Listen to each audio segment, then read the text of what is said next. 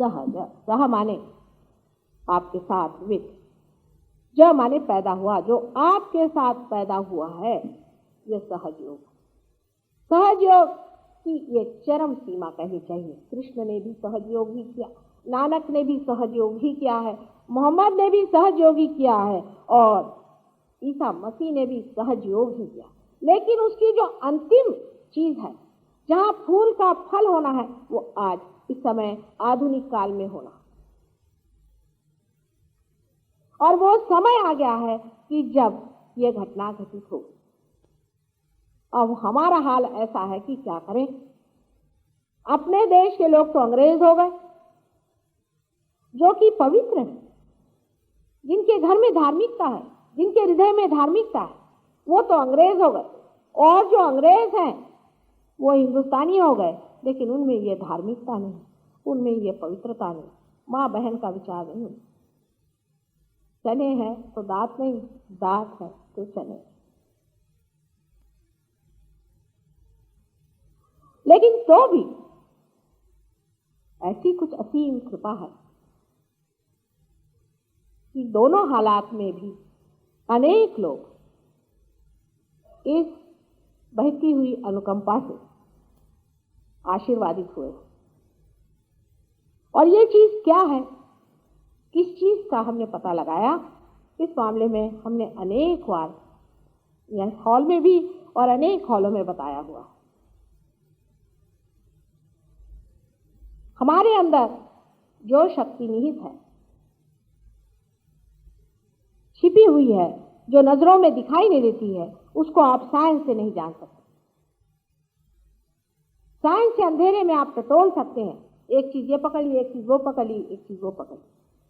जब तक यहाँ पूर्ण प्रकाश नहीं होता, तब तक आप पूरी चीज नहीं देख सकते, और सम्यकता से आप इसे जान नहीं सकते। मनन वही प्रकाश देने वाली विधि है जिससे मनुष्य अपना अंदर बाहर पूरा जान सकता है। इतनी प्रचंड शक्ति हमारे अंदर सुप्तावस्था में है, इसके बारे में अनेक लोगों ने वर्णन किया हुआ है कि तुम्हारे अंदर आत्मा विराजता है, वो क्षेत्रज्ञ है, वो सब कुछ जानता है। जब तक वो जागरूक नहीं होता, तब तक किसी भी चीज का अर्थ नहीं होता।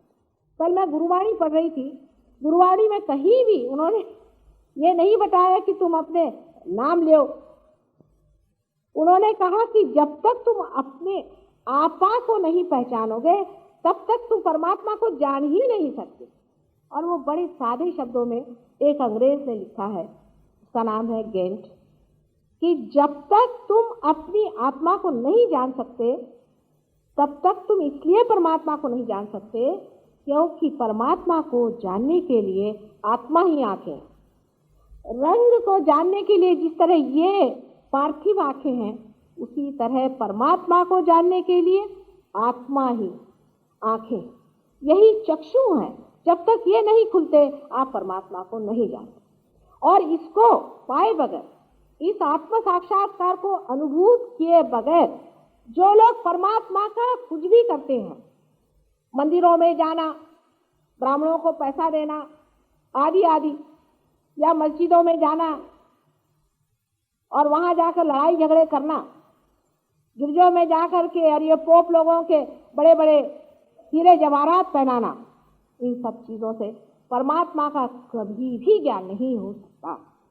इसके लिए अपने आत्मा को ही खोलना पड़ेगा। और उसने आगे ये भी कहा कि जो इंसान इस तरह से परमात्मा को जानने का प्रयत्न करता है, हो सकता है कि वो शैतान ही को वर्ण कर रहा है बनिस्बत की परमात्मा, क्योंकि उसके पास पहचानने के लिए आंखें नहीं। जब अंधा आदमी किसी चीज का वर्ण करता है, तो वो कैसे जानेगा कि वो सही चीज पर है या गलत चीज? इसलिए आत्मा का साक्षात्कार होना अत्यंत आवश्यक है। अब लोग यहाँ तक कह सकते हैं, क्योंकि अभी तो हमारी चढ़न है, वहां लोग जो गड्ढे में गिर गए वो तो मेरी बात ज्यादा मानते। ये भी कह सकते हैं कि माँ कहाँ आत्मा कहाँ परमात्मा। किसी पागल खाने में जाइए तो ऐसे ही अनुभव आता। आत्मा कहाँ है, परमात्मा कहाँ है, हमें दिखा दो। आत्मा और परमात्मा ये आपके अंदर है, बाहर नहीं। जो दिखता है उसके अंदर आप नहीं। जब आप हॉल के बाहर थे आपको हॉल दिखाई दे रहा था, जब आप अंदर आ गए आपको हॉल नहीं दिखाई दे रहा। जब अपनी आत्मा में आप स्थित होते हैं तब आप उसे देखते नहीं हैं, उससे कार्यान्वित होते। आत्मा का स्थान हमारे हृदय में है, लेकिन इसके जानने के लिए हमारे अंदर कोई विशेष चीज बनाई गई है या नहीं। परमात्मा ने ऐसी कोई विशेष मशीनरी हमारे अंदर रखी है या नहीं, कोई ऐसी व्यवस्था की है या नहीं, ये भी हमारे अनादिकाल से गुरु लोग जानते थे कि है। हम लोगों को किस तरह से बनाया गया है, हम अंदर किस तरह से बने हुए हैं, ये भी उन्होंने अपने अंतर चक्षु से देखा था, क्योंकि उनके अंदर आत्माएं थी। आपकी अभी आत्मा जागृत हुई नहीं है, इसलिए उनकी बात अजीब सी लगती है। जैसे कोई देहाती को बात बताएं शहर की तो उसको अजीब लगती है, उसी प्रकार जो इस प्रांत में आए नहीं, जो परमात्मा के प्रांत में आए नहीं है, उनके लिए यह सब चीजें अजीब लगती।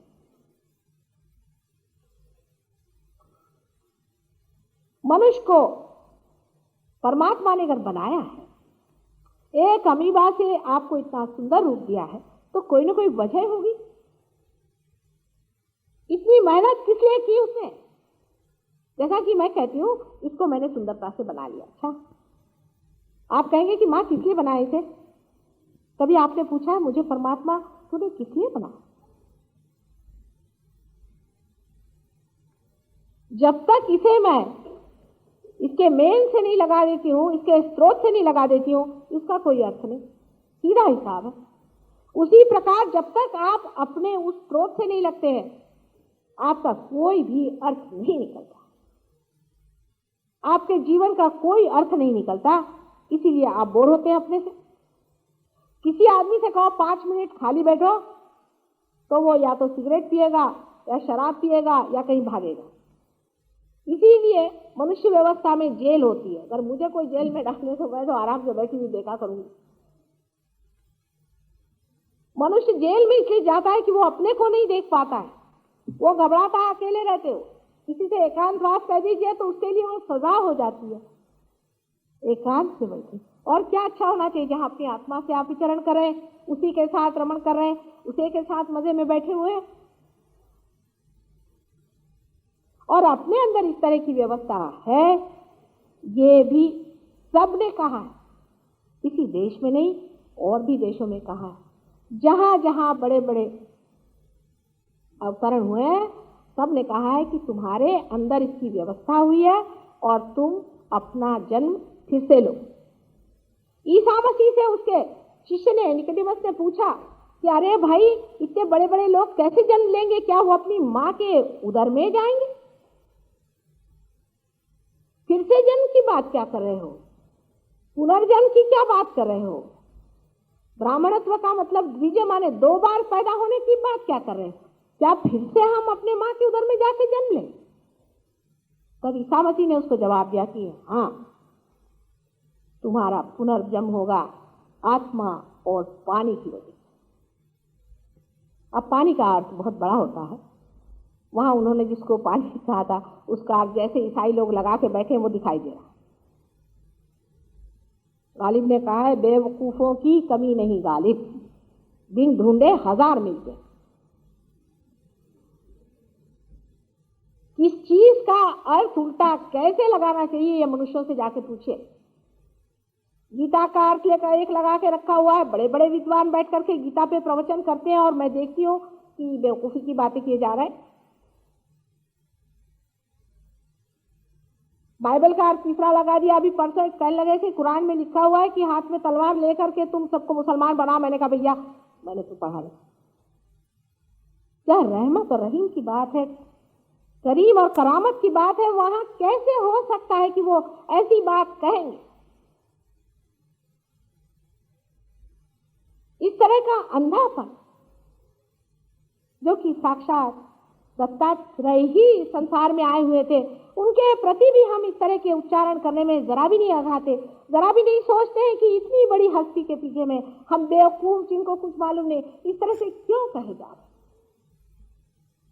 कितने विशाल है ये लोग संसार में आए, सारे संसार का मार्गदर्शन करने के लिए। उनको क्या ये अरब समझेंगे? या कभी कभी सोचती हूँ ये दुर्भागी हिंदुस्तानी जिन्होंने अपने बारे में कभी भी नहीं जाना। पूछिए इनसे, अपने देश के बारे में नहीं जाना, अपनी संस्कृति के बारे में नहीं जाना। कल अगर इनसे पूछें इनके माँ का नाम क्या है तो वो भी नहीं बता पाए। इस कदर हम अभी भी उसी गुलामी के तरीकों से चल रहे हैं। इंग्लैंड में कोई भी हिंदुस्तानी आपको नहीं मिलेगा जो हिंदी में बातचीत करे या मराठी में करे, सब अंग्रेज। सिर्फ तेलकोट नहीं है उनके पास। अंग्रेज लोग हिंदुस्तानी और संस्कृत सीखेंगे, लेकिन ये लोग नहीं सीखने वाले। इस भारत में जहां की इतनी बड़ी शक्ति विचरित है, वो कैसे जानिएगा अगर आप इतने उथले हैं और इतने सुपरफिशियल चीजों में आप अपने को विचरण पाते। हो ही नहीं सकता ना, जब तक गहरा न डूबिएगा कुछ नहीं मिलने वाला। लेकिन आपके लिए डूबना मुश्किल नहीं, क्योंकि आपकी भूमि यही इतनी बड़ी उच्च चीज है। इस भारतवर्ष में जन्म लेने वाला कोई न कोई बड़ी संपदा के साथ यहाँ आता है। या तो महादुष्ट भी इसमें जन्म लेता है कि अच्छे लोगों का नाश करे। इस देश में जन्म लेने के लिए अनेक